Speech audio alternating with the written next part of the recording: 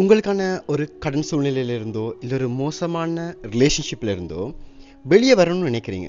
ஆனால் திரும்பி திரும்பி சில சுச்சுவேஷன்ஸ் மறுபடியும் கடன் வாங்குறதுக்கோ இல்லை மோசமான ரிலேஷன்ஷிப்புக்குள்ளே எகெயின் போகிறதுக்கோ எதிர்வுகள் எங்களோட மனம் திரும்பி திரும்பி அதை செய்ய தூண்டுது இல்லை செய்ய வைக்குது. மைண்டோட கண்ட்ரோலை நம்ம இருக்கோம்னா நீங்கள் முதல் ரியலைஸ் பண்ண வேண்டியது, ஒரு விஷயத்தை தெரியாமல் செஞ்சால் தான் அதுக்கு பேர் தப்பு, தெரிஞ்சே செஞ்சால் அது குற்றம்.